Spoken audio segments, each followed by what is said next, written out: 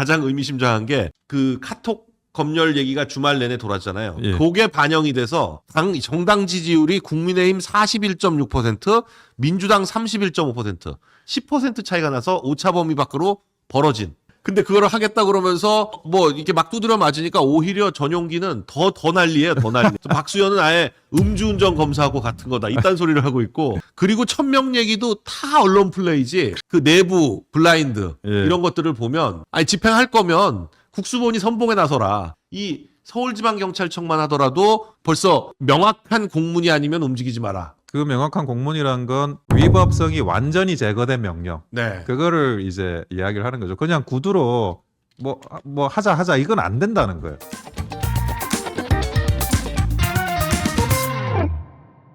일단은 뭐 저희가 좀 기분 좋은 소식으로 시작하려고 어제 그 46%짜리 여론조사가 그 여론 평판 연구소란 데서 46%짜리 여론조사가 나왔는데 뭐 이거에 대해서 이제는 민주당도 더 이상 찐따를 못 붙어요. 처음에 40% 나왔을 때는 난리를 쳤었는데 그때 무슨 뭐 문항이 잘못됐네 어쩌네 그래가지고 이번엔 아예 그런 문항 싹 다 빼고 그냥 지지하냐 지지하지 않냐 좀 매우 지지한다 덜 지지한다 뭐 이런 식으로 했는데 오히려 더 올라가서 46%.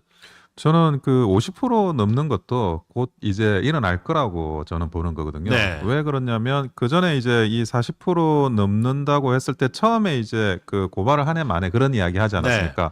문항 가지고 문제를 삼고. 네. 그러자마자 또 39.6%라든지 네. 또 40% 더 42%라든지 이런 그 여론조사가 계속 나왔어요. 갤럽이랑 NBS랑 리얼미터 나오고 나니까 찍소리도 못해요. 예. 자기들이 뭐 그동안 계속 그거 믿고 신주단지처럼 믿었던 여론조사들조차도 그렇게 나오니까. 그러니까 그러면 그 문항을 간단하게 바꿔가지고 했는데 46%가 나왔는데 네. 저는 그 이 안에 들어있는 내용이 더 좋다고 보거든요. 네. 한마디로 서울에서 폭등했어요. 네. 서울이 그리고 올라갔더라고요. 2030에서 폭등을 했습니다. 네. 그게 뭐냐면 지금 앞으로도 더 뛸 여지가 있다는 게 서울 같은 경우에는 어쨌든 집회를 하잖아요. 네. 그 집회를 하는 많은 사람들이 있고 이 집회가 영향을 예. 직접 미치는 지역이 서울이죠. 그렇죠. 네. 그러니까 사람들이 참여를 하면 네.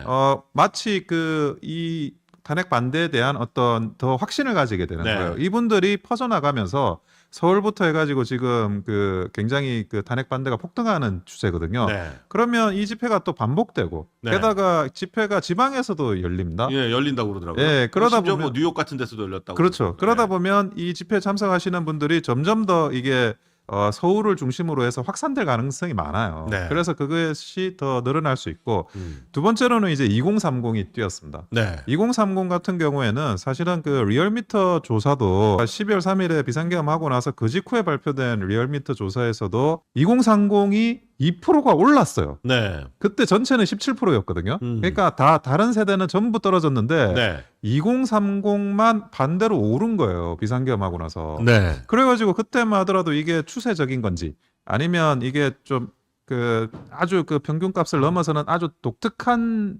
표본이 잡힌 건지 네. 그때 굉장히 좀 그때 저도 긴가민가했었죠. 긴가민가했었죠. 근데 지금은 뭐냐 이 2030들이 점점 이 탄핵 반대에 대해서 자기들이 이건 반대해야 된다고 생각을 한다는 거예요. 그리고 네. 또 2030 같은 경우에는 전파력이 굉장히 큽니다. 네. 점점 이제 많은 사람들이 본인들만 한번 나오고 마는 게 아니라 예. 이 나온 걸 반드시 자기 맞아요. SNS에 올려요. 예. 자기가 하는 행동을 다 기록에 남기기 때문에 예. 그거 보는 친구들 뭐 이런 사람들도 영향을 안 받을 수가 없습니다. 얘도 나갔네 이러는 거. 그리고 또래 문화, 또래 힙한 그런 걸로 탄핵 반대가 지금 네. 시그니처가 되고 있다는 거예요. 그러면 이 유행이라고도 볼 수 있는 이런 기류들이 점점 커지다 보면 저는 46%에서 50% 가는 것도 다음 주 이후에 충분히 가능하다. 예, 충분히 가능하다고 네. 보는 겁니다. 예. 지금 뭐 오늘 또 다시 나온 이제 그 여론평판연구소는 사실 그렇게 유명한 여론조사 업체는 아니지만 예. 오늘 나온 건 이제 한길 리서치. 예. 한길 리서치는 사실 한 10대 여론조사 기관 안에 들어가는 데기 때문에 예. 한길 리서치에서 한 거를 민주당에서 부인할 수가 없거든요. 그런데 시사 오늘과 한길 리서치가 같이 한 여론조사에서는 가장 의미심장한 게 그 카톡 검열 얘기가 주말 내내 돌았잖아요. 그게 반영이 돼서 정당 지지율이 국민의힘 41.6%, 민주당 31.5%, 10% 차이가 나서 오차 범위 밖으로 벌어진. 이런 여론조사 결과가 나왔습니다. 이 카톡 검열에 대해서 어떻게 보세요? 이게 그게 제가 뭐 그 부분에 대해서 이렇게 이야기를 좀 하니까 누가 댓글에 그렇게 달더라고요. 네. 5 담당 감제 있죠. 북한에서. 네. 예, 카톡이라는 게 우리 지인들끼리 네. 그래도 뭐 저 친분이 있는 사람들끼리 단톡방을 만드는 거죠. 카톡방이라는 게 다 그런 거죠. 예. 근데 그거를 어떻게 내용을 검열한다는 거예요? 그럼? 따가지고 네. 누군가가 제보한다는 거는 네. 그 지인 중에 배신자가 나와야 되는 거예요. 그렇죠. 그렇지 않고는 전체를 서버를 놓고 다 뭐 이렇게 검색을 하는 거 아니면 예, 자기가 뭘 어떻게 하겠다는 뭘 건지. 어떻게 기술적으로 네. 불가능하고 그냥 그 북한처럼 그런 식으로 배신자를 이렇게 저 뿌락지를 네. 심어놓고. 심어놓거나 뿌락지로 활동을 해라. 국민들 전 국민의 뿌락지와. 네. 그게 아니면 카톡 검열이라는 거는 할 수가 없는 거예요. 근데 그거를 하겠다 그러면서 뭐 이렇게 막 두드려 맞으니까 오히려 전용기는 더 난리예요. 더 난리. 박수현은 아예 음주운전 검사하고 같은 거다. 이딴 소리를 하고 있고. 그러니까 이게 단순히 그냥 한두 의원이 오바해서 실수해서 한 게 아니고 이재명이 아주 강력하게 그걸 주장하는 지금 그런 상황이 아닌가. 그러니까 뭐 이렇게 욕을 먹으면서도 계속 밀어붙여요. 그게 만약에 이재명의 뜻이 아니라 그러면 이렇게 단일한 대오를 형성해서 그걸 주장하기는 굉장히 저는 어렵다고 봐요. 네. 그래서 그 카톡 검열하겠다. 그리고 또 그렇게 카톡 검열이라고 딱 듣는 순간 또 2030은 거기에 대해서 못 견뎌 하지 네. 않습니까? 경기를 일으키죠. 그렇죠. 제가 기억나기론 2014년에 정확하게 반대 현상이 박근혜 정권 때 있었는데 예. 그때도 민주당은 오히려 이제 카톡 검열이라 그러면서 난리를 쳤고 우상호니 뭐니 뭐 온갖 의원들이 유신 시대로 돌아가네 뭐 5호 담당관이네 그런 얘기 똑같이 해서 그때 제 기억에 그때 그 새누리당 지지율이 뚝 떨어졌었어요. 그러니까 이 카톡이 워낙 온 국민이 사용하는 거기 때문에 카톡 검열이라는 표현이 굉장히 이 국민들한테 크게 와닿는 거죠. 크게 와닿는 것 같아요. 예. 아니 좀 이 지지율 이렇게 갑자기 10% 차이로 벌어진 건 그저께까지만 하더라도 금요일까지만 하더라도 이 리얼미터 조사로는 거의 그냥 붙은 결과가 나왔거든요. 예, 물론 예. 1.4% 민주당이 약간 앞선 것처럼 해줬지만 사실은 그건 리얼미터랑 갤럽이 그냥 봐준 거죠. 뭐 약간 조금 마사지를 해가지고 한 1, 2% 올려준 거나 마찬가지인데 갑자기 이렇게 10% 차이가 확 벌어지는 거는 이것도 한길리서치도 그 조사 방법이 동일하더라고요. 예, 동일한데 이렇게 벌어지는 건 주말 사이에 굉장히 국민들한테 이 카톡 검열이 크게 다가왔다. 저는 그렇게 오히려 느껴지는데. 그래서 이 국면에서는 물론 이제 그 국민의힘이 잘해야 되고 네. 또 용산이 잘해야 되고 또 우리 자유우파 국민들께서 또 열심히 해주시는 부분도 있는데 네. 민주당이 너무 이상하게 일처리를 해요. 계속 지금 똥보를 차면서도 예. 찬다는 걸 인정을 안 하고 계속 더 심하게 이상한 짓을 해요. 저는 이게 이해가 잘 안 되는 게 네. 이게 박근혜 대통령 탄핵 때와는 또 다른 분위기거든요. 네. 박근혜 대통령 탄핵 때만 하더라도 조심했어요, 굉장히. 굉장히 조심하고 예. 그 집회도 그렇게 막 밀어붙이는 게 아니라 한 예. 주일에 한 번씩 딱딱 촛불 집회 해가면서 굉장히 속도 조절을 했었거든요. 맞습니다. 그리고 네. 다음 스텝으로 넘어가는 것도 음. 그 국민들이 어떻게 여론이 모아지는지를 항상 2번, 3번 확인하면서 돌다리 건너듯이 했습니다. 네. 그때 탄핵에 대해서 계속 드라이브를 걸었던 건 오히려 안철수 의원이었고 네. 민주당은 굉장히 조심했었어요. 왜냐하면 노무현 대통령 탄핵 때 그 역풍 예, 그게 너무 생생했기 때문에 예. 혹시라도 역풍 불지 않을까 그걸 굉장히 조심했던 것 같은데 이 사람들은 뭐 완전히 그냥 아니 근데 저는 이 여러 가지 상황을 보면 그런 거에 대한 제가 뭐 아주 확실하게 근거를 갖고 있지는 않습니다. 네. 분명하게 근거를 갖고 있지는 않지만 이게 그 앞으로 그 히든 카드라고 해야 될까? 네. 우리가 그동안 알지 못했던 네. 어떤 새로운 뉴스가 나올 게 아닌가 음. 하는 그런 좀 이게 희망의 록일 수도 있어요. 네. 행복의 록일 수도 있고. 근데 네. 저는 그 부분에 대해서 생각을 하게 돼요. 그러니까 민주당 입장에서 또 만약에 뭐 2월에 뭔가 터진다고 하면 1월에 뭔가를 해야 되는 거예요. 지금 뭔가 그 우리가 알고 있는 것처럼 예. 공직선거법 2심 이거는 대충 언제쯤인지 대충 예상이 되는데 이게 아니고 뭔가 더 다른 것 때문에 이렇게 급한 게 아닌가 하는 생각이 들 정도로 그렇죠. 저도 너무 조급해요. 너무 조급해요. 조급하고 네. 비이성적이에요. 네. 비이성적으로 조급하고 그런데 저는 개인적으로 민주당이 정무 능력 자체는 뛰어나다고 봐요. 오히려 국민의힘이 정무 국민의힘보다 능력이 정무적으로는 더 예. 감각이 있는 걸로 예, 우리가 다 예. 알고 있죠. 그렇게. 그런데 이렇게 똥보를 계속 찬다? 아니 뭐가 나올 게 있다. 네. 그건데 그게 뭐가 분명히 나올 게 있는데 그게 분명히 민주당한테 불리한 게 나올 게 있다. 그게 아니면 이 모든 국면이 해석이 안 됩니다. 네. 예, 그래서 물론 이제 계엄과 관련해 가지고 대통령께서 뭐 담화를 하면서 계엄을 하셨기 때문에 그 내용들은 있지만 네. 근데 그 당시 그 내용들에 대해서도 뭐 변호사님이나 저나 마찬가지로 이게 더 있지 않나? 네, 뭔가 더 있지 않고는 저렇게 허투루 이렇게 했을까 하는 생각이 들 정도로. 네, 그래서 많은 사람들이 궁금해했을 때 선관위 문제가 터졌을 때 거기 네. 부정선거인가? 네. 이런 이야기가 있었는데 뭐 부정선거 관련해 가지고 뭐가 나오는 건지 아니면 저는 전혀 다른 뭐가 있지 않나 하는 생각이 들어요. 네. 예, 그게 아니면 그리고 그게 있다는 걸 민주당이 스스로도 조금 인지하지 않는다면 이렇게 드라이브를 걸기는 어려워요. 너무 급해요. 모든 게 이 위법과 위헌적인 요소들이 네.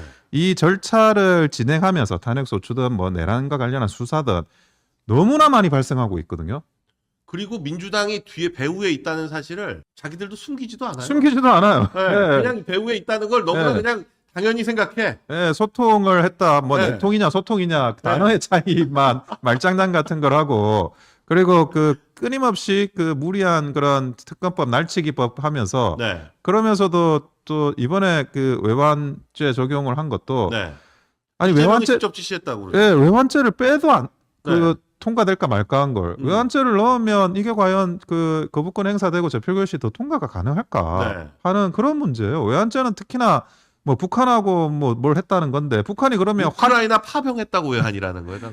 아니, 아니, 우크라이나를 지원했다고 파병도 아니고. 얼마나 네. 그 부분에 대해서 확인이 될 것이며 네. 그게 불리하게 확인이 된다 누군가가 말한들 그거를 또 얼마나 믿을 것이며 예를 들어 우크라이나 파병 같은 거를 정말 국민들이 우크라이나 지원. 네. 지원 같은 거를 정말 국민들이 잘못했다고 할 리도 만무하고 네. 그런 부분들이 굉장히 민주당의 행태가 이상해요. 위화감이 네. 들어요. 너무 이상한 짓을 계속하고 있어서 이게 왜 이런가. 근데 저희는 이제 요런 걸 한번 생각을 해보고 있습니다. 지금 VOA에서 계속해서 이 대북 제재와 관련한 방송들을 하고 있는데 저희가 몇 번 말씀드렸어요. 대북 제재 위반을 작년에만도 미국에 직접 잡아와서 20건 이상을 기소해서 처벌했다라는 내용의 기사가 계속 나오고 또 이화영 기사에서 이화영이 7년 8개월 받았다는 거에 네. 이재명 사진을 같이 올려가지고 VOA가 보도를 했거든요.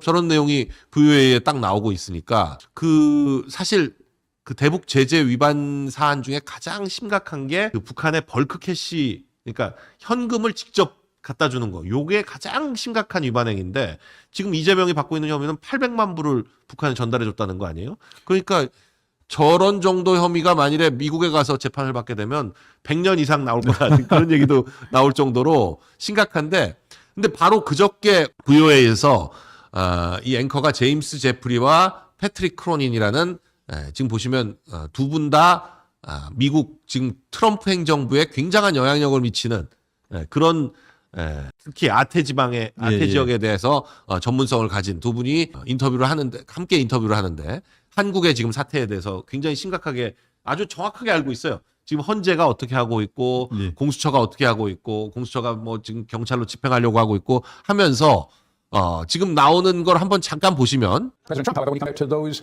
main national foreign policy, so that's something we I wonder how President Trump will be different, as you just noted, because those people who are against impeachment, now they're the flag, stop the slogan, MAGA like red hats, appealing to President Trump. How do you think President Trump will be different? First of all, we can trust President Trump to engage unconsidered or some Korean party does. What I would want to do. Normally, presidents don't seem committed to carrying it out policies. President Trump administration what is actually done, what is threatened. Steve Bannon, former White House strategist, did a podcast this week on South Korea's political turmoil. Brothers and sisters in Korea, we got your back. Do you think Steve Bannon has President Trump? But President Trump doesn't have Steve Bannon's back. One of the problems with the Trump team is many people think they can speak for President Trump. Only one person speaks for President Trump. That's President Trump himself. He's speaking isn't really what President Trump is thinking. So good luck, everybody.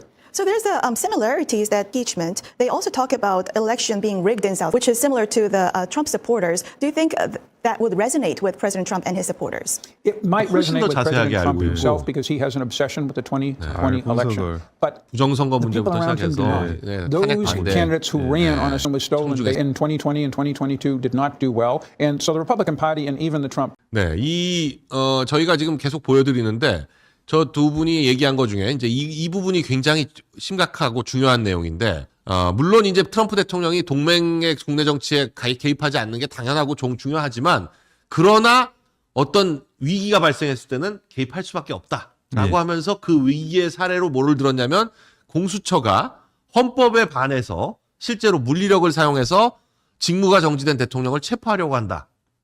지금 저걸 예로 들었어요. 그러면 트럼프 대통령이 적어도 헌법을 따르지 않고 도를 넘고 있다라고 오버스태핑이라는 단어를 쓰면서 저렇게 윤 대통령 강제를 체포하는 것이 미국이 그러면 경종을 울릴 수 있다라고 하니까 충분히 그럴 수 있다라는 얘기를 두 분이 모두 그런 얘기를 하고 있습니다. 배를 흔들지 말라는 경고다.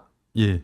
그러니까 보이스 오브 아메리카 보아가 네. 기본적으로 과거에는 국무부의 한 부서였어요. 네. 정부 기관입니다. 네. 정부 기관이고 지금은 이제 법인이 독립돼 있다라고는 하지만 실제로 모든 예산을 이제 정부에서 예산이 국무부와 CIA에서 나오는 거는 다 알려져 있습니다. 다 알려져 있어요. 네. 한마디로 미국의 입장을 대변하는 네. 건데 그 미국의 입장을 대변하는 데서 정말 이 좀 과도하다고 할 정도로 시그널이 나오고 있어요. 이거는 VOA가 계속해서 굉장히 세게 세게 우리나라 어떤 언론보다도 제일 세요. 지금 보면 지금 보니까 제일 세요, 진짜. 제일 세.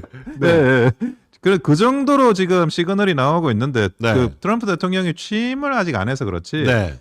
트럼프 대통령이 취임을 하면 네. 그와 관련해서도 저는 뭐 어떤 식으로든지 시그널이 나올 거는 명백하다고 보여집니다. 일주일입니다. 1월 네, 20일에 취임식이 되고 1월 20일부터 이제 임기가 시작이 되는 건데 네. 지금 트럼프 대통령은 1월 20일 첫날부터 이미 하겠다고 하는 뭐 행정명령이라든지 그 법안과 유사한 형태를 갖는 대통령 행정명령 이런 것들로 지금 법은 시간 걸리니까 한 12가지, 20가지 지금 하겠다는 게 쫙 있거든요. 근데 그 중에 지금 한국과 관련한 어떤 조치가 들어가는 게 아니냐라는 얘기도 지금 많이 나오고 있습니다. 실제로 그 한국의 조치를 취하게 될 때 내정 간섭 문제가 제일 커요. 그렇죠. 그게 이제 제일 욕먹는 그게 거죠. 이제 욕먹는 부분이고 네. 이게 그 허들을 넘어갈 수 있느냐 네. 하는 부분인데 근데 지금 그 보이스 오브 아메리카가 이야기하는 걸로 보이면 네. 내정 간섭을 넘어갈 수 있는 이슈가 있는 것 같아요. 네, 그거 이야기를 하더라도 이것은 이건 내정 간섭이 아니다. 내정 간섭이 아니다. 네. 특히 이제 그 예를 들어 대북 대북 제재 같은 건 예. 미국이 하면 그만이지 그게 내정 간섭이 아니죠. 그리고 유엔이 결의를 네. 했고 결의를 했고 모두가 다 지켜야 돼요. 알고 있는데도 불구하고 이화영과 이재명이 예. 북한에 돈을 보낸 거고. 그런 네. 방식으로 진행이 됐다라고 하면 네. 이 부분에 대해서는 분명히 그 시그널을 낼 수가 있는 거고 그건 내정 간섭이 아니고 네. 그러면 이와 유사한 게 히든 카드가 그게 이와 유사한 게 아닐까라는 제가 추측이 드는 거예요. 네. 그러면 그 부분을 갑자기 어느 순간 정보가 오픈이 되면 그러면 모든 게 뒤집어지는 거죠. 네. 이런 그 대북 송금과 유사한 북한과 관련이 있는 그런 그 무엇이 네. 유사한 게 터지는 순간 이게 완전히 그 국면이 전환이 되거든요. 네. 그러니까 보통은 이제 그 우리나라가 가지고 있는 북한에 대한 정보력이 휴민트는 네. 물론 이제 그 우리나라는 뭐 같은 그 북한이 민족이니까 뭐 같은 말을 쓰고 같은 네. 말을 쓰니까 그리고 뭐 휴민트 친인척으로 막 엮여 있고 그러니까 이제 예, 휴민트가 예. 아무래도 더 낫다 이렇게 휴민트는 얘기하는데. 낫다라고 하는데 그 외 모든 정보들 뭐 시긴트라든지 이런 정보들은 많은 부분을 미국에 의존하죠. 따라갈 수가 없죠. 미국이 먼저 알고 네. 우리가 나중에 아는 거지. 네. 그게 미국이 제공하지 않으면 상당 부분은 이제 깜깜이가 되는 거예요. 네. 그러면 미국이 근데 보면 항상 그런 걸 제공할 때도 바로 제공하지 않고 일본의 언론 같은 걸 통해 가지고 뒤로 돌려서 그렇죠. 한 스텝 돌려가지고 주고 이렇게 약간 예. 세련되게 하죠. 예, 노골적 개입을 하는 걸 보여주지 않기 위해서라도 그래서 그런 식으로 하는데. 제가 볼 때는 뭐 미국이 개입을 한다 그러면 아까 그 대북 송금과 같은 네, 그런 류의 이슈면서 전혀 새로운 이슈 네, 그거를 이제 알고 있는 게 아닐까 하는 제가 추측을 그냥 일단 지금 단계에서 하고 있습니다. 네. 그러니까 지금 대북 제재 이거는 이미 VOA가 계속 경고하고 있는 거지만 예. 그거 말고라도 뭔가 다른. 그렇죠. 아니 네. 왜 그러면 그 대북 송금을 한다고 했을 때도 그 당시에 그 행태가 네, 직원들을 뭐 한 30-40명 동원해 가지고 그거를 이제 조금씩 들고 가게 한 다음에 그 돈을 모은 거잖아요. 네, 근데 그때도 저는 그 행태가 이해가 안 되는 게 아니 그러면 소문이 안 날 수가 없어요. 다 소문이 나잖아요. 그런데도 이화영이나 이런 사람들이 그걸 진행을 했어요. 소문 나도 상관없고 남들이 알아도 상관. 직원들 통해 가지고 30명이 돈을 들고 갔었잖아요. 네, 그런데 그게 소문이 안 나냐고. 그거는 이게 들켜도 그 당시 이제 문재인 정부에서 자기들을 처벌하지 않는다라는 확신이 없으면 할 수 없는 행동이었거든요. 네. 근데 그런 그 과거에 그런 뭐 들켜도 상관없다식의 어떤 행동들이 추가적으로 더 있을 수가 있어요. 네. 근데 그런 것들을 뭐 아직은 나오고 있지는 않지만 그 트럼프 대통령이 만약에 취임을 하고 나면 네. 이런 그 대북 제재와 관련해서는 뭐 유엔도 결의를 한 거고 미국도 독자 제재 할 수 있는 거고 네. 그러니까 그거를 언제든지 오픈할 수 있는 게 아닌가 네. 하는 그런 생각은 조금 듭니다. 예. 그러니까 미국이 지금 뭔가 지금 이재명이 하고 있는 행동에 대해서 견제를 하긴 확실히 할 것 같은데 네. 그 견제의 방법이 어떤 식이 될 것이냐라는 것에 대해서 우리가 좀 지켜볼 필요가 있다. 네. 이렇게 말씀드릴 수가 있습니다. 자, 그런데 지금 헌재가 사실 처음에 이 대통령 탄핵 소추안을 받았을 때는 굉장히 속도를 내 가지고 뭐 2월 안에 이준석 같은 경우에는 2월 안에 끝내서 뭐 자기가 대선 못 나올 수도 있네 뭐 어쩌네 뭐 말도 안 되는 소리를 하고 근데 지금은 이제 2월 안에 해서 4월에 끝낸다 뭐 4월에 대선한다 뭐 이런 얘기는 지금 쏙 들어갔어요. 예, 쏙 들어갔죠. 예, 지금 2월에 끝낸다는 건 상상할 수 없는 상황이 돼가고 있는데 더더군다나 현재로서는 핑계를 댈 수가 있는 게 그 뒤로 여러 건이 더 들어왔는데 윤 대통령 측에서 왜 선입선출이다. 먼저 들어온 사건 먼저 해야지 왜 나중에 들어온 대통령 탄핵만 먼저 하냐. 이러니까 할 말이 없으니까 검사 탄핵까지 사건을 진행을 하더라고요. 예, 그렇게 동시에 여러 건 돌리면 속도를 낼 수가 없어요. 속도를 낼 수가 없죠. 네. 그리고 그 헌법재판소가 그 과정에서 뭐 언론 플레이를 너무 했었어요, 사실은. 헌재 사무처장이나 뭐 예, 헌재 공보관이 공보관이나. 헌재 재판관보다 더 재판을 먼저 해. 그러니까 역대 언론 플레이를 이렇게 많이 하는 헌법재판소를 뭐 네. 과거에 본 적이 없을 정도예요. 네. 그것 자체가 이미 공정한 재판을 의심받는 상황이 될 수밖에 없었고. 네. 근데 지금 2명이 봉황이 되지 않았습니까? 네. 4월 18일이면 또 2명이 퇴임하니까 네. 그 전에는 어떻게든 뭐 판결을 내리려고 하긴 할 것 같긴 해요. 네. 하지만 지금 이제 그 다른 사건들도 같이 병행해서 심리를 하는 이런 것들을 보면 그냥 뭐 무턱대고 묻지마 속전속결 네. 이런 방향은 분명히 바뀌었다는 생각은 듭니다. 공정심판 얘기를 헌재에서 스스로 하고 있다는 게 예. 이게 결국 이제 재판에 큰 두 가지 이 방향이 있으면 신속이냐 공정이냐인데 뭐 신속하면서도 공정하게 하면 좋지만 예. 공정하게 하려다 보면 신속하기가 쉽지 않죠. 그렇죠. 확인할 게 많죠. 네, 확인을 다 하고 양쪽 주장이나 예. 뭐 여러 가지 뭐 증거라든지 이걸 따져야 되는데 그렇게 하는 게 공정이고 지금 그러니까 공정을 외치고 있는 쪽은 조한창, 김복형, 정영식 이쪽이고 나머지 5명 저 우리법연구회나 민변 뭐 이딴 그쪽 팀들 5은 지금 신속을 얘기하고 있는 건데 지금 전체적으로 흐름이 공정적으로 지금 가고 있어요. 공보관도 공정하게 하겠다라고 얘기하고 있고 저도 그리고 한덕수 총리에 대한 것도 안 한다고 하도 난리를 치니까 길을 열었어요. 예. 네. 지금 그 보면 헌재는 좀 분위기가 바뀐 것 같아요. 네. 확실히 분위기가 바뀐 것 같고 그리고 그동안에 헌재가 보여줬던 그런 입장이나 이런 거와는 확실히 네. 저는 달라졌다고는 생각이 들고 그리고 수사 자료 요청한 거는 저는 그거는 명백히 법을 위반하는 네. 거거든요. 헌재법 32조. 예. 근데 그 과거에 이제 박근혜 대통령 때 그 수사 자료를 받았다라고 하는데 그러면 박근혜 대통령 때도 위반한 거예요. 네. 위반하고 그리고 나서 헌법 그 법률이 개정되지 않았기 때문에 이제는 그때의 위반을 수정해서 적법하게 진행을 해야 될 의무가 있죠. 근데 또 수사 자료를 받았어요. 네. 근데 나는 그게 황당한 게 기본적으로 경찰에서 진술을 한 거든 아니면 뭐 검찰에서 수사를 한 거든 피고인이 부인하면 피고인이 부동의하면 예, 증인 나와야 돼요. 증거상 능력이 없어져요. 네. 다 증거 능력이 없는 걸 받아놓고는 앞으로 뭐 진행을 어떻게 하겠다는 건지. 그 기록을 보면 안 되는 겁니다. 예. 지금 형사재판 그냥 1심의 단독 판사들도 검찰이 수사 기록을 갖고 있다가 내놔도 증인이 해서 증언으로 해가지고 이 자료에 대한 그 증거 능력이 인정되지 않는 이상은 보질 않아요. 예. 근데 헌재 재판관들이 그걸 보겠다는 거예요, 뭐예요? 그걸 가져다가 어쩌자는 거야? 그러니까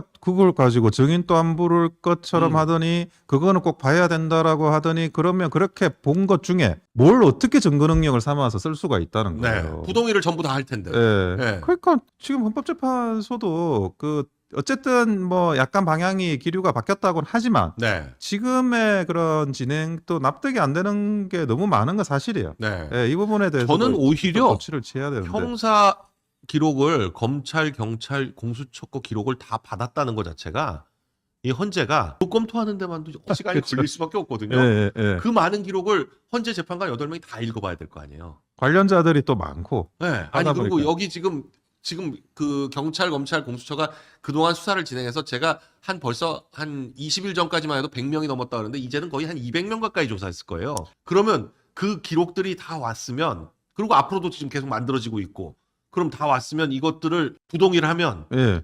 증인 어떻게 할 거야? 200명 부를 거야? 그렇죠. 실제로 그렇게 부른 게 양승태 대법원장 한 200명 가까이 되는 사람을 다 불러서 증인 신문을 했었거든요. 그러니까 5년 6개월 걸렸죠. 그리고 그 국회 선진화법 관련해서 옛날 네. 패스트트랙 관련해서 싸움이 일어났었잖아요. 네. 그때 이제 기소가 됐는데 서로가 기소 몇 명 됐죠? 50명 가까이 됐나요? 예, 뭐 민주당도 네. 됐어요. 민주당도 민주당은 돼가지고 그냥 양쪽 다 폭처법, 해서. 예. 예, 이렇게 해가지고 기소가 네. 됐고 그 당시 자유한국당은 그 국회 선진화법 기소되고 그랬는데 그게 증인이 너무 많은 거예요. 그렇죠. 거기 그래가지고 아니 피고인이 50명이니까 증인이 얼마나 그리고 그 관련자 증인들이 또 있잖아요. 사무처 직원이라든지 국회 직원이라든지 그 동영상에 찍혀 있던 얼굴 나온 사람들 다. 얼굴 나온 사람들 다 지금 네. 증인으로 신청돼 있어가지고 음.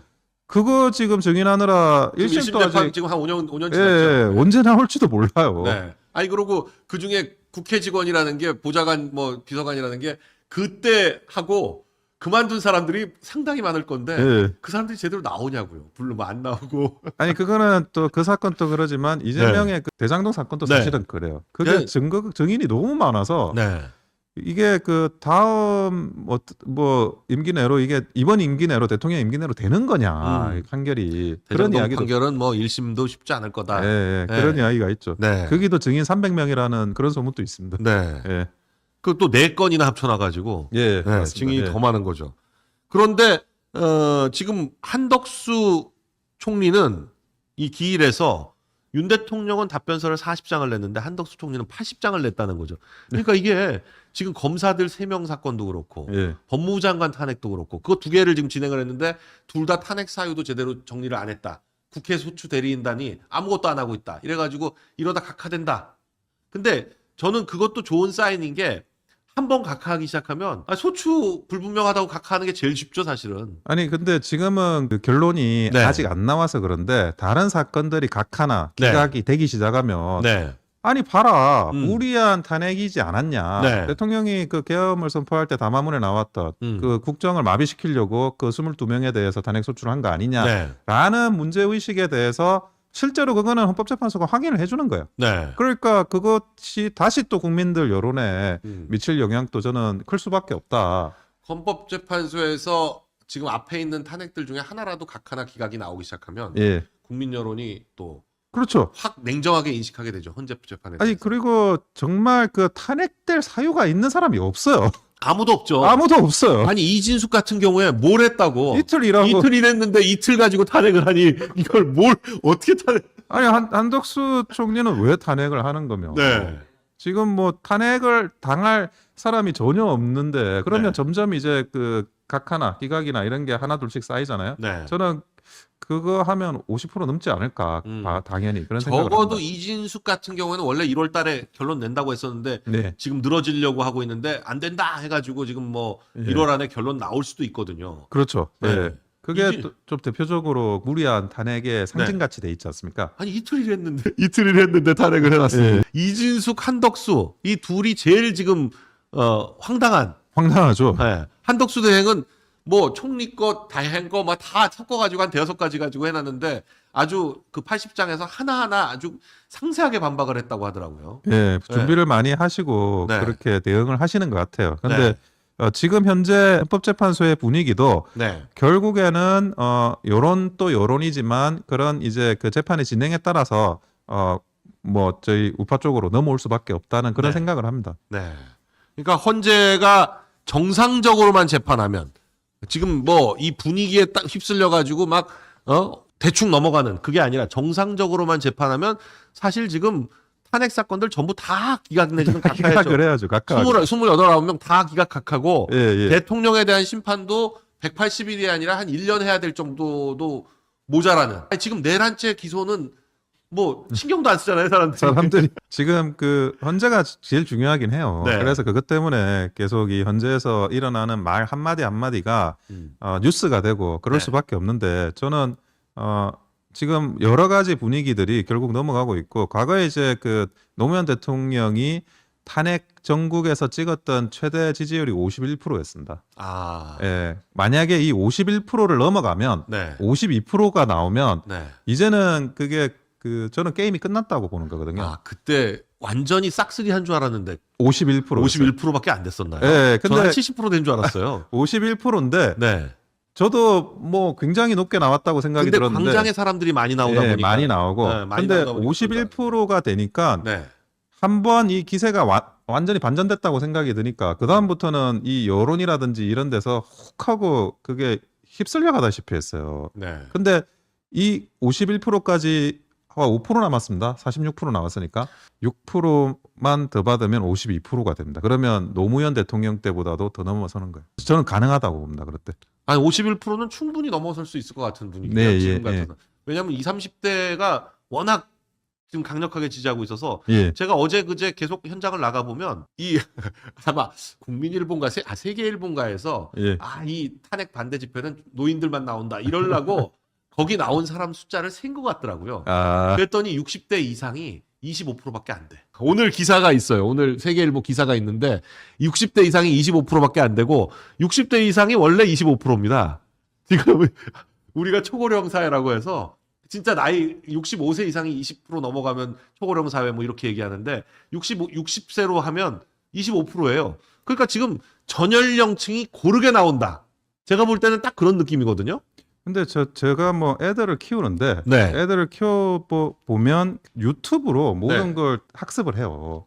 그러니까 20, 30대들이 이제는 네이버가 아니더라고요. 예, 유튜브로 아이들은 모든 다 걸 유튜브예요. 유튜브로 모든 걸 학습할 뿐만이 아니라 그 유튜브에서도 일단은 친북 스타일이나 아니면 친중 스타일은 또 싫어요. 2030이. 네. 제가 그 중국에서 이번에 성명이 나왔잖아요. 네. 그 주한 중국 대사관에서 네.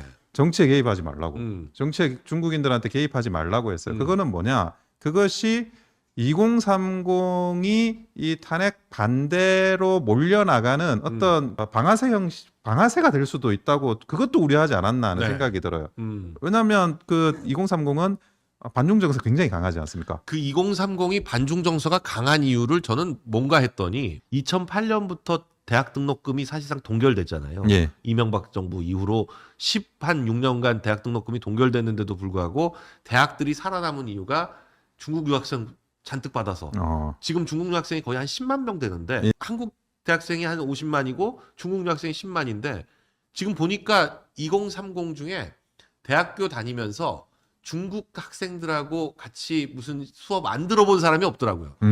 근데 이 중국 사람들이 좀 그렇잖아요. 좀 워낙 개인적이고 워낙 예. 또 이 무슨 단체 과제, 조별 과제 같은 거 같이 하면 일 안 하려고 그러고 뭐 대충 넘기려고 그러고 하도 그런 거에 당한 사람들이 많아서 반중 정서가 그냥 우리처럼 그냥 막연한 반중 정서가 아니라 내가 아는 중국인이 있는 거야. 근데 걔가 너무 싫어. 이런 아주 개인적인 반중 정서가 강해지다 보니까 2030에서의 반중은 말로 이렇게 설득해서 될 문제가 아니에요. 워낙 싫어해. 아니 네. 저도 그 집회를 뭐 한남동 집회를 뭐 어제도 가고 그제도 사실 한번 갔어요. 네. 여러 가지로 일단은 가가지고 분위기도 좀 알아야 될 것 같고 네. 그리고 그 계신 분들이나 이런 그 경찰들 이렇게 경찰차 배치나 이런 것도 한번 보러 가거든요. 네. 근데 확실히 젊은 사람들이 진짜 많더라고요. 네. 진짜 예, 많아요. 진짜 많아요. 네. 예. 그래서 이런 그 2030들의 집회에서의 그런 지지, 그러니까 탄핵 반대에 대한 지지가 저는 이 탄핵 정국이 끝난다고 하더라도 네. 보수 진영의 성격을 바꾸는 문제가 되리라고 보여집니다. 네. 그동안 그 보수는 젊은 사람은 지지 안 하고 어르신들이 지지하는 그런 식으로만 돼 있다 지지세가 그렇게 뭐 정석처럼 돼 있었잖아요. 네. 근데 이제는 그게 아니게 되는 그런 일대 전환기가 되지 않을까 하는 생각을 합니다. 그리고 지금 그 앞에서 민노총, 한노총 정도만 그 탄핵 찬성 집회를 네.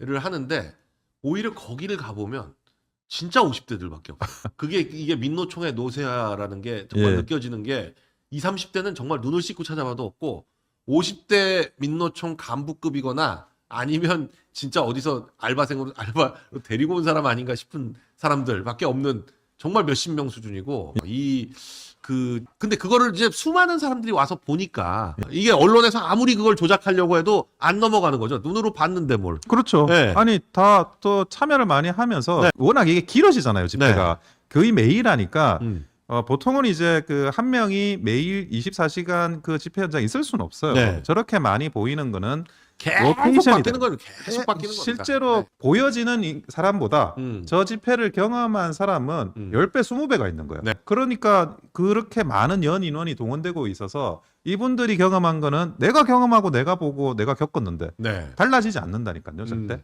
남들이 무슨 말을 해도. 제가 이게 느껴지는 게 뭐냐면 저희 유튜브도 마찬가지입니다. 유튜브 방송도 1시간을 하는데 동시 시청자가 3만 명이 됐다. 그러면 방송 끝날 때 총 조회수를 딱 보면 한 3배 정도 딱 나오거든요. 한 9만 명 이렇게 나오고 10,000명이 최대 동시 시청이었다 그럼 3만 명 딱 이렇게 나와요. 3배가 딱 3배가 1시간을 하면 보통 사람들이 20분 정도 보고 그 전체 조회수는 3배. 딱 제일 최고조로 올랐을 때 3배 이렇게 딱 나오는 숫자가 나오는데 제가 볼 때 그 집회도 마찬가지예요. 집회도 그렇죠. 그 제일 많았을 때 만일에 3만 명, 5만 명이다라고 하면 그날 총 인원은 15만 명에서 20만 명이 참여한 거예요. 그렇죠. 네. 그리고 그분들이 매일 나올 수는 없잖아요. 저도 한 이틀에 매일 한 나올 번 수 정도 없어요. 나가는데 네. 그러면 그게 또 곱하기 2, 3, 4를 또 해야 되는 겁니다. 네. 예. 그렇게 많은 분들이 계속 그리고 또 광화문 집회 같은 경우에는 예. 누가 뭐라 그래도 아무리 적게 잡아도 30만 이상 모이는 거거든요. 지난주 토요일이 제일 많이 모였다고 하는데 이 사진을 보니까 진짜 많이 모였더라고요. 지난주 토요일. 저는 네. 이번 주 토요일도 정말 많이 오실 것 이번 같아요. 주 토요일은 더 많이 모일 것 같아요. 예. 더 많이 모일 것 같아요. 제가 이게 여태까지 봤던 중에 저렇게 이 보통 파이낸스 센터 앞에는 좀 성기게 모여 있는데 거기도 꽉 차 있고 예. 시청 앞에 또 덕수궁부터 시작해서 세종문화회관이 이제 이쪽으로 시작하는 데까지 가냐 아니면 저쪽까지냐인데 지난주 거는 보면은 거의 광화문 그 바로 앞에까지 밀려갔어요. 그리고 그 찬성 집회는 그 앞에도 제대로 못 채워가지고 텅텅 비어 있고 그러니까 저 정도면 아무리 못해도 30만 이상은 된다. 네. 그래서 저분들이 결국 이 탄핵 정국이 끝나고 나서 새로 우파를 구성할 수 있는 네. 그런 핵심적인 저는 지지세가 되지 않을까 하는 생각을 합니다. 네. 그래서 지금 근데 우리가 걱정하는 거는 체포. 네. 이 공수처가 아직도 포기를 하지 않고 체포영장을 3주를 받았다는 건데 이것부터 말이 안 되는 거죠. 저는 그 압수수색 영장을 신청을 남발한 적이 있어요. 공수처가 네. 네. 그 초반에. 네. 그게 기각됐거든요. 쫙 기각됐었잖아요, 처음에. 근데 거기에 수사권이 없어서 기각한다라는 이유가 있는 게 하나라도 좀 눈에 띄면 네. 그러면 저는 이것도 체포도 사실상 물 건너갔다고 보는 거예요. 왜 네. 그러냐? 수사권이 있다라는 법원의 사실상 묵시적인 의견이 지금 서부지법 영장에 반영이 돼 있는 네. 거잖아요. 근데 다른 법원에서는 없다라고 판단하잖아요. 네. 그러면 한쪽엔 있다 그러고 한쪽엔 없다 그러면 이제는 검찰이 그냥 자기가 판단해야 돼요. 네. 법원의 말을 믿고 할 수는 없어요. 근데 검찰은 대정부 질문에서도 확실하게 이 내란죄 수사권은 경찰에 있다. 네. 그거 확실하게 이야기를 하고 있으니 법무부 장관 대행도 그렇게 딱 얘기를 해버렸죠. 네, 그러면 인권 네. 옹호를 위해서 검찰에서 직권으로 체포 영장의 집행을 무력화해야 되거든요. 네. 그게 형법 139조가 있어요. 검사는 인권의 옹호자여야 하잖아요. 네. 그래서 인권 침해가 발생한다. 수사권과 관련해서 논란이 있고 한쪽에서는 아니라고 하는 수사권이 없다라고 하는 법원의 그런 영장이나 이런 내용이 있었다라고 하면 네. 지금부터는 여기서 체포영장의 집행은 인권 침해예요. 네. 이거를 검찰이 직권으로 개입해가지고 경찰의 그런 집행을 막아버리고 네. 거기에 대해서 만약에 반발을 한다. 그러면 당연히 인권옹호 직무방해로. 인권옹호 직무방해로 처벌을 해야 되는 거죠. 네. 지금 검찰에서 저 인권옹호 지금 이 영장에 대해서 좀 확인을 해서 예. 제가 볼 때 검찰이 윤 대통령과 이상민 장관에 대한 걸 공수처에 넘길 때 그렇죠. 이미 그걸 알고 있었던 게 아닌가. 그렇죠. 알고 네? 있고. 왜냐하면 지금 남청규 부장판사가 그런 생각을 갖고 있다는 게 언론에도 다 나왔어요. 그러니까 그 군인이나 장관, 김용현 장관이나 다른 군인들은 직권남용죄를 수사할 수 있는 사람이기 때문에 여기서 시작해가지고 내란으로 가는 게 그렇게까지 위법하진 않아 보이는데 대통령은 직권남용죄로 수사를 할 수가 없잖아요. 그렇죠. 근데 그걸 할 수 없는 죄를 가지고 그걸 하면서 인지하다가 그 인지하는 과정에서 나온 죄? 아니 직권남용죄를 수사를 못 하는데 뭘 인지를 해? 어떻게 그렇죠. 인지를 하냐고요.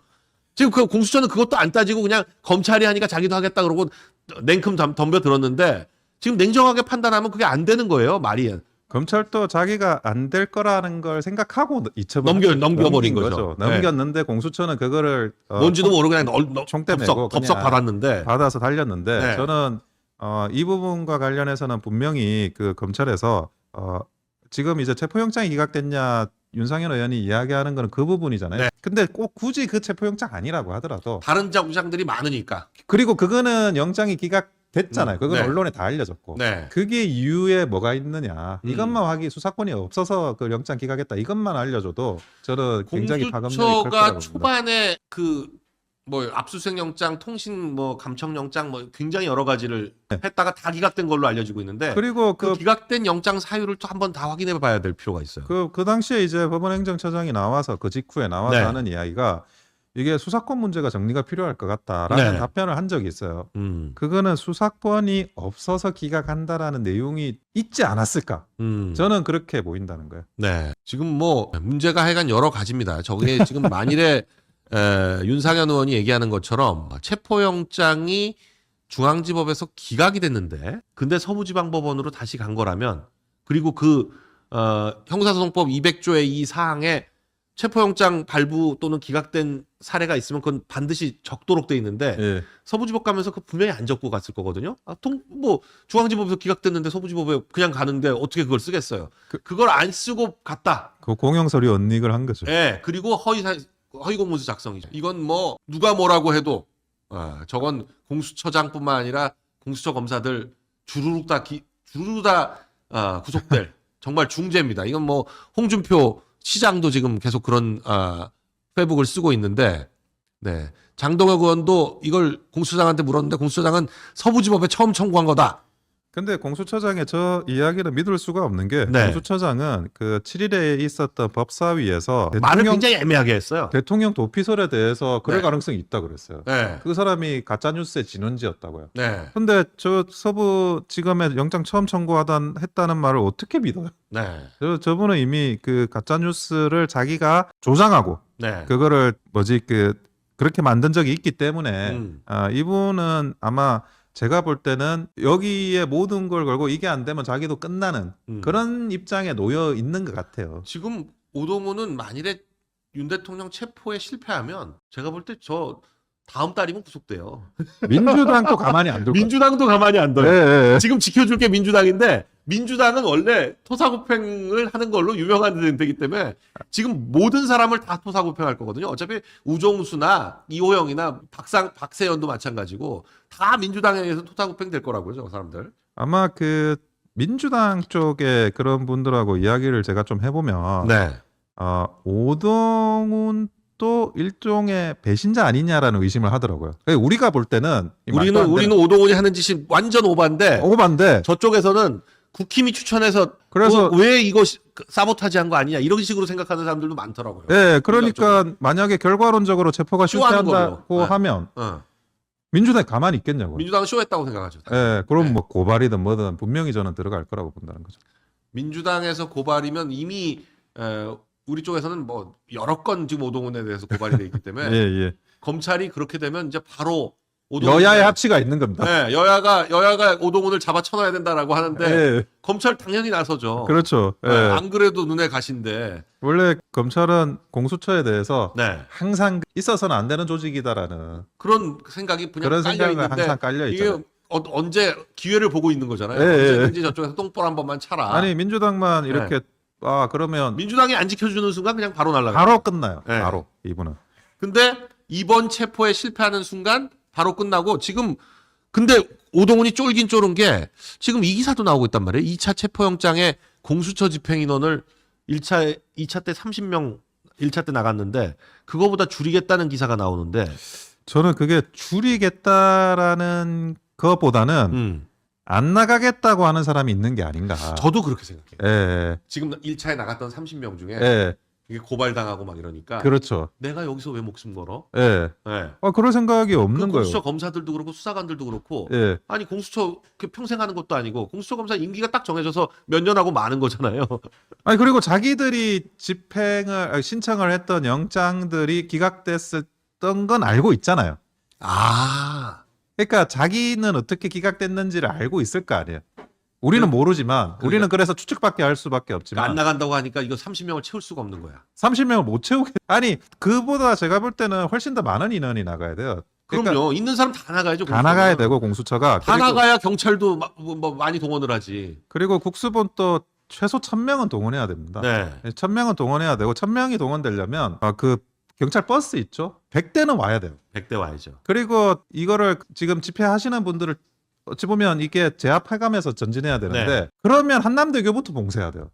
그렇죠. 예, 한남대교부터 다 봉쇄하고 네. 이렇게 처리를 해 나가야 되는데 그 저게 1차 체포 때 저랬거든요. 네. 세 겹으로 버스를 세워서 썼는데 저거보다 더 많이 와야 되는. 저거보다 더 많이 와야 되죠. 저 때가 150명 네. 투입될 때요. 근데 그 어제 깜짝 놀란 게 버스가 다 빠져버렸어요. 그렇죠. 이제 한 10대밖에 안 남았습니다. 예. 그래서 이게 이 버스, 그러니까 기동대가 이게 반발한 게 아닌가. 제가 그 버스 숫자를 항상 체크합니다. 네. 현장에 나가면. 저 굉장히 중요하거든요. 예. 버스 숫자가. 버스가 사람을 막는 거지. 맞아요. 사실 경찰로는 못 막아요. 저 버스야말로 네. 버스가 몇 대 있느냐에 따라 가지고 이게 얼마나 분위기가 동원됐나. 그게 네. 바로 알 수가. 바로 그게 알 네. 수 있는 거거든요. 그래서 버스 숫자를 항상 체크하는데 저게 그 명박산성 아닙니까? 그 맞습니다. 유명한. 아니, 그러니까 버스로 막으면 어떻게 할 수가 없어요. 명박산성도 우리가 네. 뭐 지난 일을 추억하면서 이야기하지만 그 효과가 있었어요. 그러니까 막혔죠. 사실. 막혔어요. 네, 실제로 그날 몇만 명인데도 막히잖아요. 막히잖아요. 네. 예. 그렇게 막으면 그때 막 사람들이 버스를 미네 어쩌네 하는데도 그러니까 한 대면 밀릴 수 있지만 두 대 세우면 못 밀리거든요. 아이, 네, 절대 못 밀어요. 그게 결국 밀려서 넘어간다는 건 이 무게 중심이 위쪽에 있어서 이렇게 넘어가는 건데 두 대가 있으면 무게 중심 자체가 이게 길어져서 도저히 넘길 수가 없죠. 사람으로는 크레인으로 잡아서 올려야지 않으면 저 못 막아요, 진짜. 그래서 네. 제가 버스가 확보가 현장에 없는 걸 보고 네. 지금은 아직은 의지가 없다. 네. 예. 그리고 1000명 얘기도 다 언론 플레이지. 막상 그 경찰의 그 내부 블라인드 예. 이런 것들을 보면 뭐 별별 글들이 다 올라오더라고요. 저희도 다 체크를 하고 있는데 지금 보면 아니 집행할 거면 국수본이 선봉에 나서라. 예. 니네는 왜 시키고만 있고 나오질 않냐. 국수본부장 맨 앞에 나와서 직접 헤드폰 이게 우리 그거 총대 메고 그리고 총대 메고 이거 공격 들고 앞으로 하고 그거 해라. 지금 그러고 있는 거죠. 왜 형사들 앞에 세우냐. 지금 그러고 결국 서울하고 인천하고 경기 남부 경기북부 4개 경찰청에 있는 형사들을 총동원해야 1000명 1500명이 될까 말까 한데 이 서울지방경찰청만 하더라도 서울지방경찰청장이 구속됐잖아요. 그러니까 예. 서울지방경찰청 차장은 생각이 좀 다른 모양이더라고. 벌써 명확한 공문이 아니면 움직이지 마라 라는 걸 내보냈다는 기사가 있거든요. 그 명확한 공문이란 건 위법성이 완전히 제거된 명령. 네. 그거를 이제 이야기를 하는 거죠. 그냥 구두로 뭐 하자 이건 안 된다는 거예요. 지금 구두로 하자고 국수본은 사실 이제 형사들에 대한 수사지휘권이 있어서 예. 국수본은 그 수사 대장들만 10명 불러서 회의를 했다는 건데 거기서도 지금 이견이 너무 많아가지고 통일이 안 된다는 거거든요. 그리고 그 조문이 약간 애매하게 돼 있어가지고 네. 수사 지휘를 할 수 있냐는 이제 수사 지휘 할 수 있다고 나와 있지만 다른 관할 지역의 그 형사를 빼올 수 있느냐 이거는 법률적으로 약간 애매한 게 남아 있어요. 아 국수본에서도. 예. 네. 그러니까 자기들이 지금 법률 검토를 해야 되는데 법률 검토가 다 마무리돼서 전혀 그 위법성이 없는 공문이 아니면 이 안 움직인다. 형사들이 안 움직인다. 왜냐하면 그 공문이 있어야 내가 나중에 죄가 안 되는 거예요. 그렇죠. 예. 지금 뭐 명령 따라서 움직였다가 박살나는 걸 너무 많이 봐서. 그렇죠. 네. 그거 어떻게 움직여요? 못 움직여. 안 움직이면 지금 국방부 차관도 그렇고 경찰청 차장도 그렇고 최상목 대행이 아무리 얘기해도 안 움직이고 있는 거 아니에요? 그렇죠. 똑같은 거지. 똑같은 거예요. 이게. 자기들은 안 움직여서 밑에 형사들은 움직여라? 네. 말이 안 되는 거죠. 그래서 뭐 제가 볼 때는 네. 그 체포는 어렵다. 3주가 시한이라 가지고 그래도 이 많은 분들이 현장에서 집회하시느라 고생하실 거 생각하니까 네. 그거는 좀 마음이 굉장히 좀 무겁고 아픕니다. 예. 뭐 예비 배터리 기저귀 중 하기스 기동대라고. 아니 근데 제가 저 뉴스를 보면서도 네. 이 체포를 못 하겠구나 생각을 한 게 네. 원래 이 배터리나 이런 거를 경비가 갖고 있거든요. 네. 장기적으로 할 수도 있으니까 추가 배터리나 이런 것들을 그 경비 파트에서 보관하고 있어요. 기동대에서. 예, 네. 근데 거기서 안 움직이는 거예요.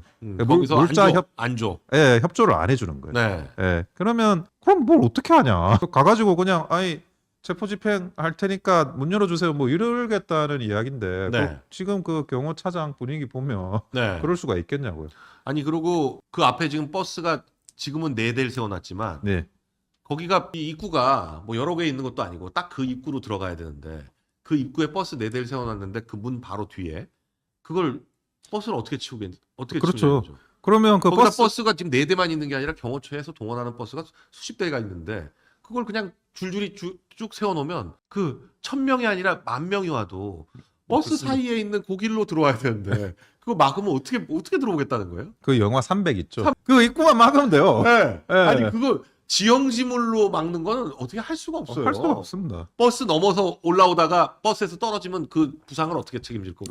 그 굉장히 아마 그 상황이 되면 그 물을 뿌릴 가능성이 많아요. 그렇죠. 지금 생각하는 건 물밖에 없어요. 예, 그러면 그 미끄러져요. 네. 사람들이. 그러니까 버스 위에 올라가 가지고 얼어 가지고 미끄러져 있는데 그 넘어지면 그때는 대형 사고 그리고 납니다. 물을 뿌리면 여기가 경사져 가지고 예.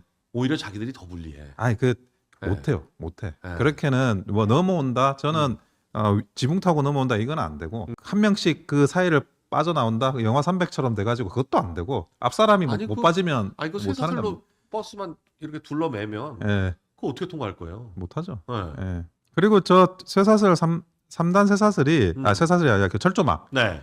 저게 생각보다 굉장히 위험해요. 그 함부로 이게 저도 그 여러 종류의 철조망들을 많이 보지만 우리가 생각하는 이런 뾰족뾰 가장 그냥 원시적인 가장 거 원시적인 단순하고. 거고 예. 정말 별하별 철조망이 다 있는데 이게 면도날로 돼 있는 것들이 있어요. 예. 그거는 그냥 근처에만 가도 오시고 뭐고 다 찍힙니다. 그리고 철조망 중에 네. 저 3단 철조망이 제일 통과가 힘들어요. 그 분해하기가 굉장히 어렵습니다. 이거 뭐 네. 이렇게 대충 이렇게 끊는다고 해서 해서 끊어지지도 않고 끊어지지도 않고 네. 나중에 다시 엉켜요. 그러니까 막 가다가. 끊어진 부분이 다시 묶여가지고 예, 더 예. 복잡해지는 예, 그런 그런 효과가 있어서 예. 저거죠 저거 군대. 그래서 뭐 폭파시키거나 네. 아니면 뭐 전차 같은 걸로 그 아예 그거를 밟고 밀고 아, 들어가야 되는데 탱크도 예. 탱크 캐터필라도 저기 네. 엉키면 아작나는. 그거를 그리고 경호처가 저것도 저렇게 그 얇은 것도 있지만 저 탱크 바퀴에 엉켜 있는 거 보시면 굉장히 두꺼워요. 경호처가 3단 철조망 치는 거 보고 네. 제대로 작심을 했구나. 아니 저거- 결심을 했구나. 작심이란 표현 붉은 그렇고. 거 보니까 진짜 저건 도저히 못 뚫겠네. 예, 못 뚫습니다. 예. 저건 이런 걸로 끊을 수가 없네. 예. 예. 끈타가 사고 나요. 그리고 끈타가. 용접으로 예.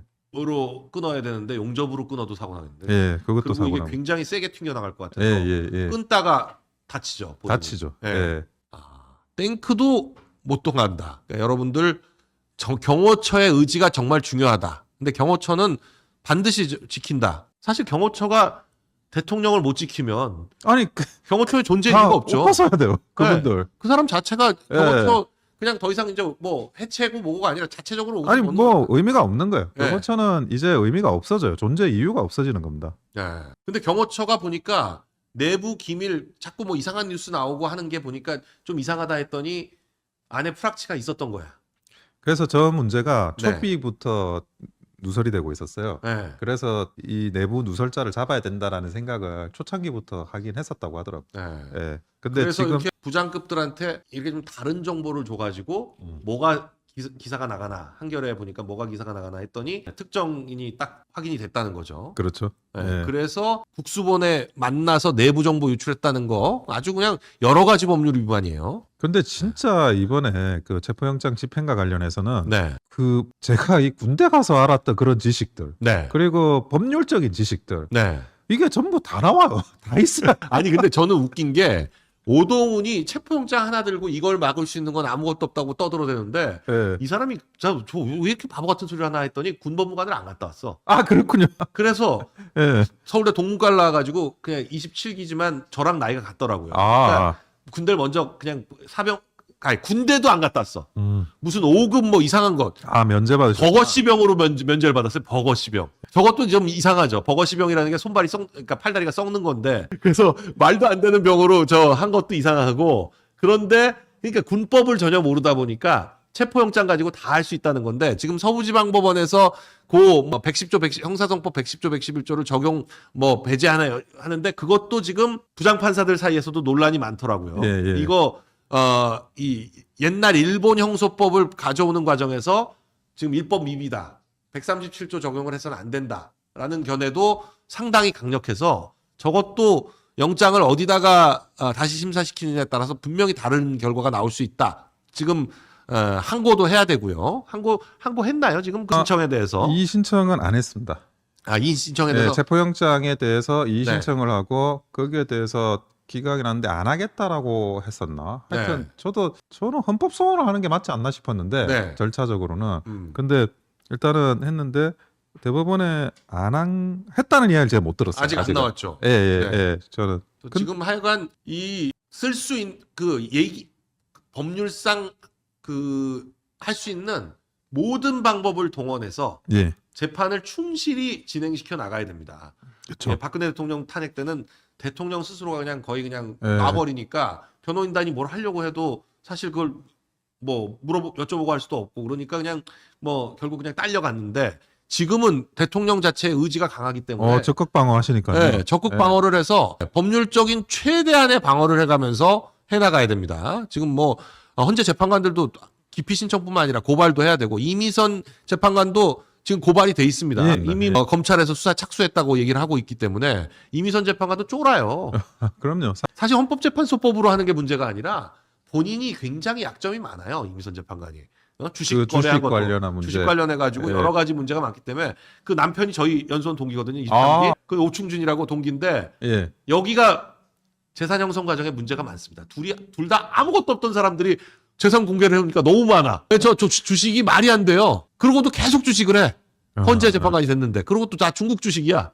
야, 중국 주식을 누가 사요? 바이두를 중국 왜 사? 주식 사는 사람은 제가 태양광 주식들. 제 주위에서 본 적이 없는 것 같아요. 그러니까 어떻게 바이두 주식을 사냐고요. 예, 미국 주식 사는 사람은 뭐 많이 있지만 황당무계한 사람들인데 저 사람들 같은 경우에 이 재산 형성 과정의 문제를 만일에 파헤쳐서 아니 위법이 고발하면, 있으면 처벌을 예. 받으셔야죠. 네, 그럼 처벌을 받아야죠. 예, 당연히. 예. 지금 헌법재판관들은 탈탈 털릴 각오를 하고 해야 됩니다. 음. 사실 박근혜 대통령 탄핵했던 그 헌법재판관들 자기가 박근혜 대통령을 탄핵했다고 어디 가서 떳떳하게 얘기를 못해요.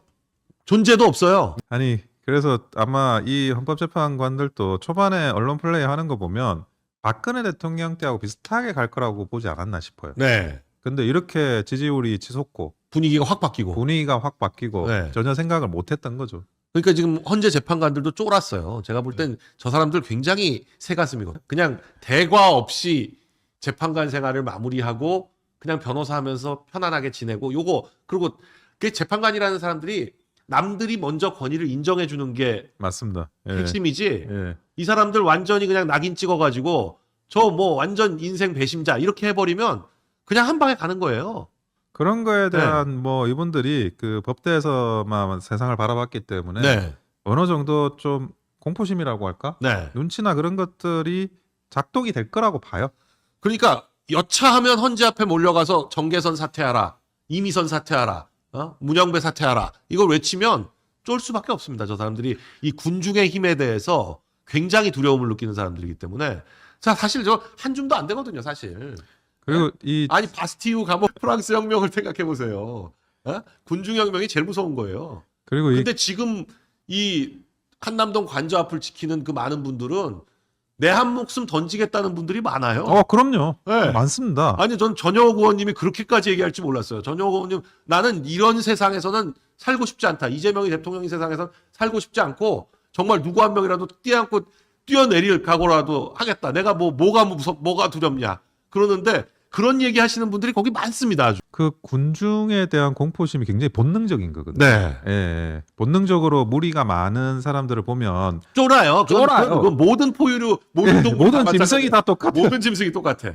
도망가야 돼. 네, 도망가야 돼. 10마리가 모여 있는데 한 마리가 나타난다? 예. 도망가요. 예, 예. 지가 좀 세고 어쩌고 해봤자 소용없어. 10마리 앞에선 도망갈 수밖에 없어요. 그렇죠. 네. 그러니까 작은 물고기들이 그 사는 방법이 무리를 큰 짓고 물고기보다 더 큰 예. 무리를 지어가지고 오히려 예. 잡아먹겠다는 모양 하는 게 괜히 그런 게 아니라 그게 생존 본능이에요. 그래서 저런 그 집회를 많이 활용한 게 사실 옛날에는 좌파였죠. 좌파였죠. 예.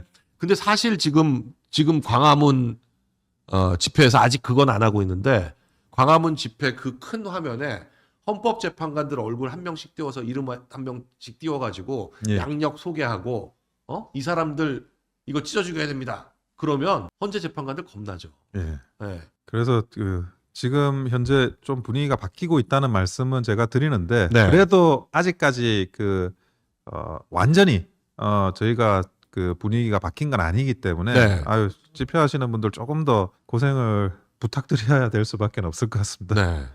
그리고 기본적으로 그 헌법재판관 이번에 임명되신 두 분은 네. 인사청문회 단계에서 그 탄핵에 대해서 찬성하는 듯한 발언을 했어요. 네. 그래서 사실 이 탄핵 재판에 참여를 하면 안 되거든요. 안 되는 거죠. 자기의 예단이나 네. 그런 선입관을 이미 밝혔어요. 밝혔기 때문에 네. 이미 그 순간 이분들은 기피해요. 탄핵 재판을 할 자격을 음. 잃어버린 겁니다. 오염이 됐어요. 네. 근데 이분들이 그 2명 더 빨리 신속히 보강해가지고 탄핵 재판 심리를 하겠다라고 하는 게 최소한의 그 헌법 재판에 대한 네. 재판에 대한 ABC도 전혀 지켜지고 있지 않다라는 생각을 하지 않을 수가 없습니다. 네. 자, 경호처도 그렇고 헌재도 그렇고. 근데 하나 재밌는 건 예. 이 확실히 여론이 반전이 되니까 언론사들 태도가 눈에 띄게 바뀌고 있는 게 저는 제일 웃긴 게 MBC조차도